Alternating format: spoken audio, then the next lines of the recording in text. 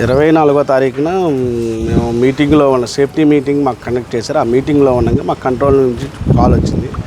అదే సమయంలో 3:52 మాకు కాల్ వచ్చింది. ఆ కాల్ రావడంతో మేము త్వరగా గమ్యాన్ని చేరుకోవడానికి మా డ్రైవర్ని బండి వేసుకొని రావని చెప్పేసి మేము పరిగెత్తుకుంటూ ఇటు వచ్చాము. ఇటు వచ్చిన సమయంలో ఆల్రెడీ మా గేట్ మ్యాన్ హెల్ప్తో ఆల్రెడీ అతను బండి మీద కూర్చొని ఉన్నాడు, వెళ్ళటానికి సిద్ధంగా ఉన్నాడు. వెళ్ళి మేము చూసి ఏమైనా ఇంజరీస్ తగిలినాయని ఓవరాల్గా అన్నీ చెక్ చేస్తే అతనికి రైట్ హ్యాండ్కి యాబ్రేషన్ అంటే గీసుకుపోయి ఉంది.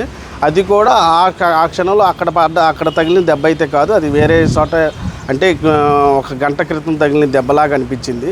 సో అనిపించడంతో మా అసిస్టెంట్ని ట్రే తీసుకొచ్చి ఒకసారి అది క్లీన్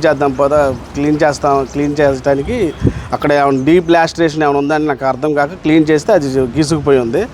సో మీరు బండి జోలే కండిషన్లో లేరు కదా, మీరు వెళ్ళబాకండి, మీరు ఉండండి, కొద్దిసేపు రెస్ట్ తీసుకొని వెళ్ళండి అని అడిగాము. అదే సమయంలో ఆయన చూస్తే బండి ఆపుకోలేని పరిస్థితిలో, అతను నిలబడలేని పరిస్థితుల్లో ఉన్నాడు.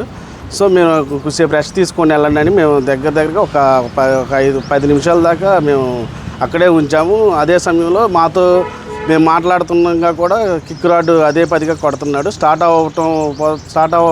అవ్వపోయేసరికి కీ ఒక్కసారి మళ్ళీ ఆఫ్ చేసి ఆన్ చేసి సెల్ఫ్ స్టార్ట్ చేశాడు.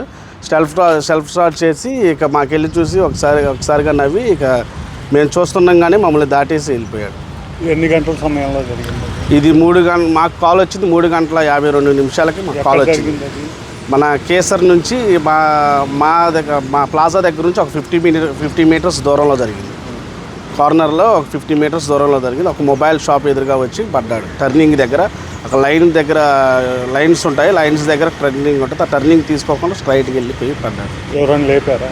అది మేము వచ్చేసరికి ఆల్రెడీ మా టోల్గేట్ సిబ్బంది లేపి అతన్ని లేపేసరికి మేము వచ్చేసరికి ఆల్రెడీ బండి మీద ఎక్కి కూర్చుని ఉన్నాడు.